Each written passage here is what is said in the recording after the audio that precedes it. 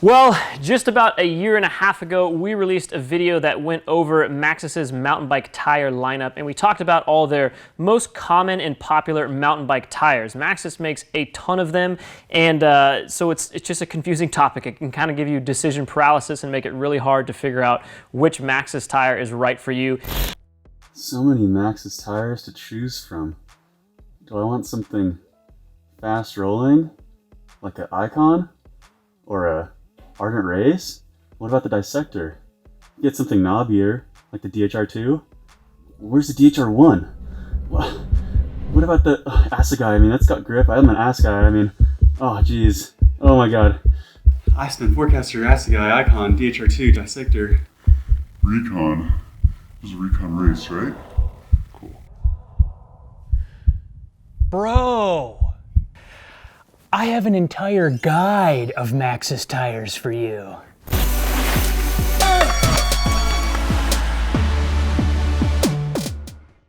Upgrading your tires is a really fun thing to do. So a lot of bikes come stock with a certain tire on them, and it's really cool to kind of change it up. You can get a tire that's lighter and faster rolling, and it'll really change how that bike feels. Or you can get a tire that is a little bit knobbier, grippier, and heavier, and it'll completely change how that bike feels in a different way. So it's a really fun thing because they are what connects your bike to the ground. It's a really fun thing to change and experiment with, and really just, if you want to change one thing that'll totally change how your bike feels, tires are the way to go. So today we're going to talk about, nice and high level, the most common Maxxis mountain bike tires. We have 13 of them here for you to discuss, and this goes everywhere from your lightweight,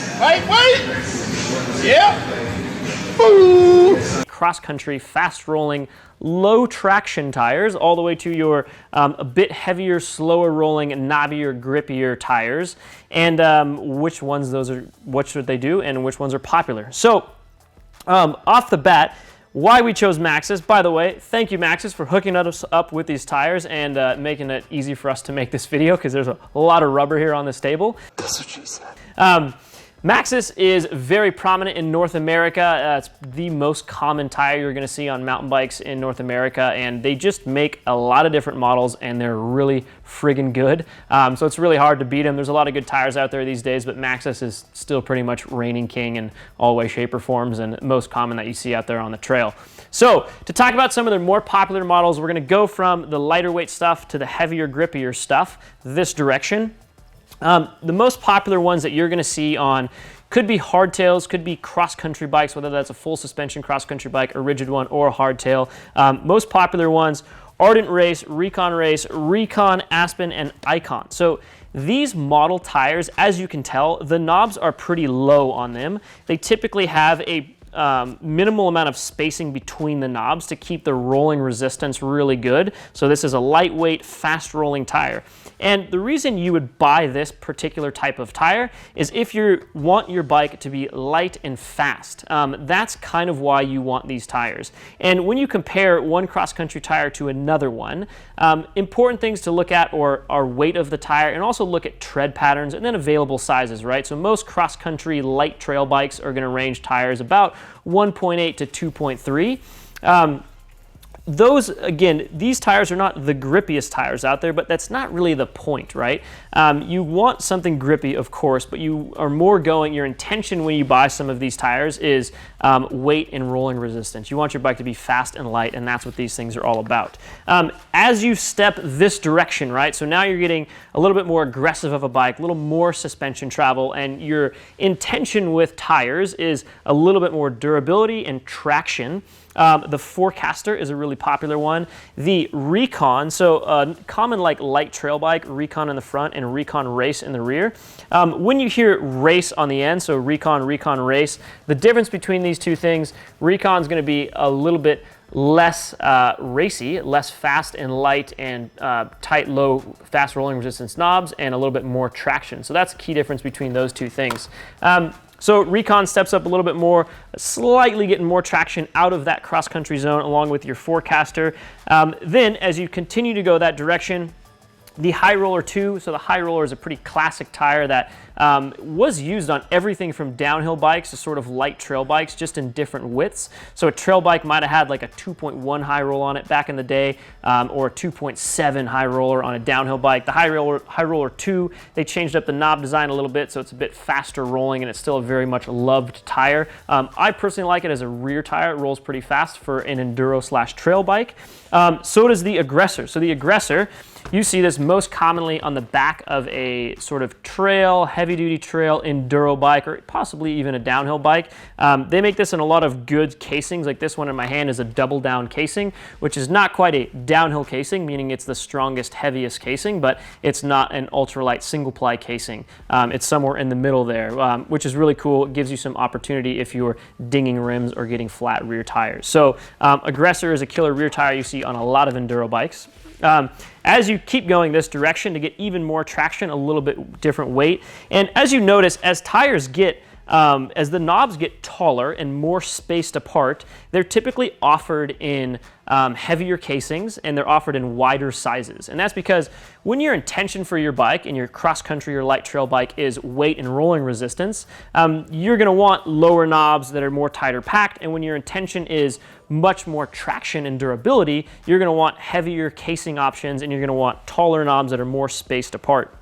So some of the most popular tires there, probably the most iconic one that we see the most and is most popular, I don't know, in terms of all enduro bikes that I see out there, if you see a front Maxxis tire, it's probably going to be a Minion DHF. This tire's been around a really long time. It has tons of World Cup wins to its name on downhill bikes and enduro bikes, and a lot of people are putting these on all sorts of things. So again, because you have options, the only really thing that's limiting you on tires is you don't want to get a tire that's maybe too wide for your rim width or too wide for your frame. So do keep that in mind. Whatever your bike came stock with, you probably can't go too far away from that. But the Minion DHF is just a classic. It's been around so long, and people just still absolutely love this thing and, you know, live and breathe this thing in terms of good traction and good rolling resistance. So another one, Minion DHR2. So this tire was actually on the front and rear of Greg Minnaar's bike when he won the South Africa World Cup, and it works amazing as a front or a rear tire. It's a little bit lighter than a DHF and offered in a couple different widths.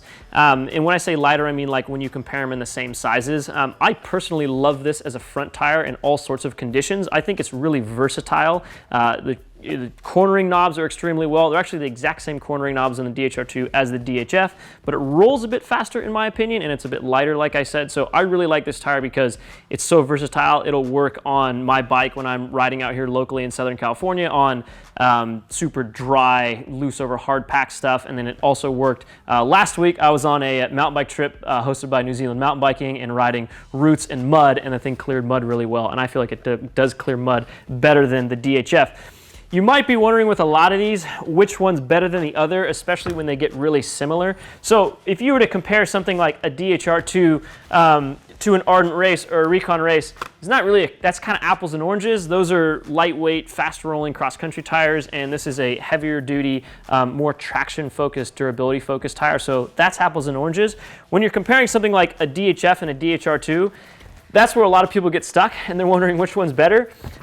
We made an entire video comparing those two tires and put a bit of humor in there because, in my opinion, I think when tires are so close together like that, it's nearly impossible to say which one is better than the other. You would really need to do some crazy scientific testing with the same exact bike and pressures and exact same dirt, and then your body positioning being the same. Like, you can't really do it. F you, science. And so it was funny, we kind of interviewed a bunch of people at the shop which one they liked better, and it was just a total toss-up. And yeah, it does get confusing when you're comparing those things. But check out that video if you're curious what a lot of people's opinions are when you compare two really similar tires from Maxxis. It does get really confusing. To now dive into something even more grippy. So the Assegai, I think this is, in my opinion, the grippiest tire I've ever ridden, especially that Maxxis makes.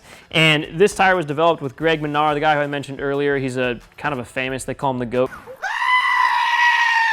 GOAT, greatest of all time downhill racer in the world.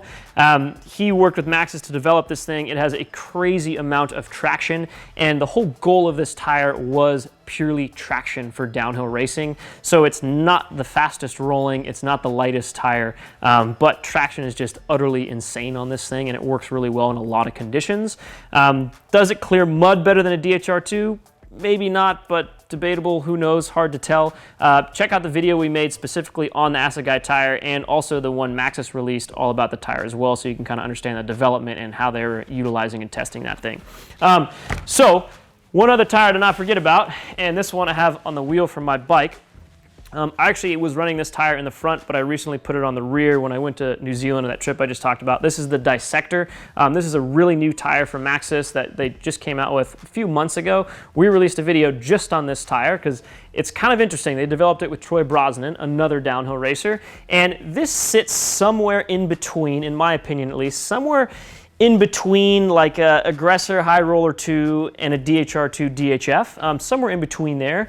And it's a little bit faster rolling. You can tell it's got a really good center tread that's packed in tight. It's a bit lighter than a DHR2 in the same sizes, which is interesting because DHR2 is even a bit lighter than a DHF. So you do have a lot of options, but again, we're not even going to talk about all of them, just the really popular ones. I was running a Dissector 2.4 in the back and a DHR2 2.4 in the front. I really enjoyed that setup. I'll typically run, if I want to, I want something a little bit lighter weight, I'll actually run the Dissector 2.4 in the front and the Recon 2.4 in the back. That's a bit lighter and faster rolling depending on where I'm riding. So picking tires does have a lot to do with where you are riding, what type of bike you're riding, and the terrain. Are you riding a lot of mud? Because then you want to consider how good a tire clears mud. Are you riding a lot of loose over hard pack dry? You want to know how a tire works in the dust. If you're really concerned about weight and rolling resistance, think about that. If all you want is utter traction, consider that. That's going to kind of help steer you and guide the needle on what tire you're going to want. So last but not least to talk about,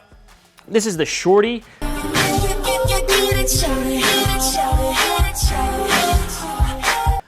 This is typically a mud tire. You can ride it in like close to mud, but as you can tell, this tire has a ton of space in between the tall knobs, and that is to do really good with clearing out mud. So this is a great winter weather tire, or even, I guess some places are still muddy all the time in the summer. This is a really popular tire when it does start to get super soft soil or muddy soil, and that is the Shorty. So that is a quick overview of the most popular 13 Maxxis mountain bike tires that we see. Hopefully that video helped demystify some of this stuff. If you're more curious on tires, check out, we have a tires playlist on YouTube. We talk about tires a ton. As a retailer and shop, we have a lot of questions about tires, and it's just a complicated topic, and there's a lot of brands, a lot of options, but it's a really fun thing to experiment with because they're not too expensive, and it really does drastically change the feeling of your bike if you go a different direction with tires. So it's a fun thing to play around with and can really change how your bike feels. So drop us a comment below, let us know what tires you guys are using, hit that subscribe button, we'd really appreciate it, and we'll see you in the next one.